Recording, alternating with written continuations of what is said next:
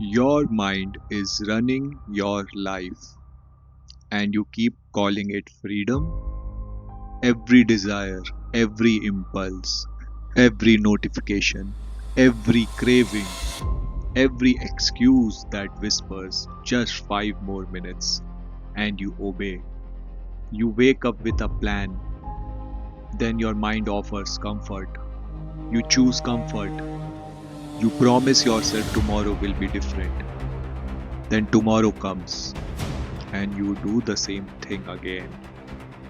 This is how people lose years, not in one dramatic failure, but in thousands of tiny moments where they surrender control. You say you want success, but your mind wants pleasure now. You say you want discipline, but your body wants comfort now. You say you want to change, but the moment growth becomes painful, your mind starts negotiating. Just one more episode, just one more scroll, just one more time, and slowly you become a prisoner of your own desires. Listen carefully. You do not need to destroy your desires. You need to stop letting them command you. A strong mind is not a mind that never wants anything. It is a mind that can want something and still say no.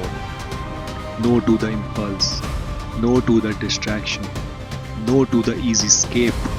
Because every time you obey a weak impulse, you teach yourself that your words means nothing. And every time you resist, you build something stronger than motivation, self-respect. The hardest battle will often happen when nobody is watching. Alone in your room, phone in your hand, your goals forgotten, your mind searching for another escape. This is the moment that decides who you become. Not the moment when you feel inspired, the moment when you feel nothing and still do what must be done. You want control, start now.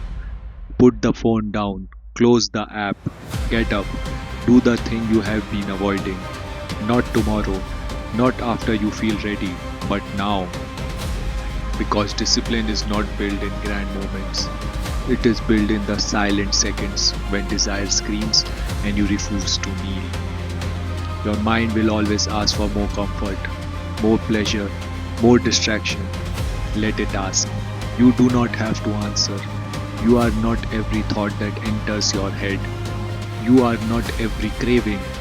You are not every impulse. You are the one who decides what gets obeyed. And from this moment forward, stop negotiating with the weaker version of yourself. Let the desire rise. Let the discomfort come. Let the loneliness come.